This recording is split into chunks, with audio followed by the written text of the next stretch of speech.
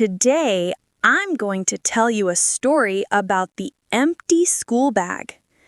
There was a young girl in a primary school. She went to school every day. She never missed a day. She was one of the best students. She was quiet and shy. She did not play with other children. During break time, she sat alone in the corner. One day, a worker in the school saw something strange. The girl came to school with an empty bag and left school with a full bag every day. The worker watched her for many days. Then she told the head teacher about it. The teacher asked the girl to come to her office after class.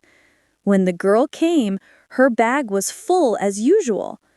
The teacher said, "Please open your bag." The girl looked afraid. She said softly, "Please, teacher, open it in your office, not in front of the other students."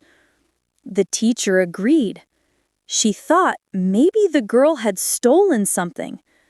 The girl opened her bag. Inside, there was only old bread and small pieces of sandwiches. The teacher was surprised. The girl said, "My father died. My mother is sick. I take this food for my little brothers and for my mother."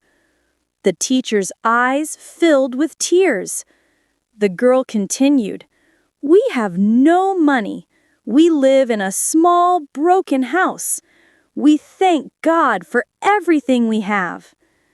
Let us ask ourselves, do we really thank God for our food, our home, and our family? Or do we complain about small things we don't have? Thank you, God, for everything.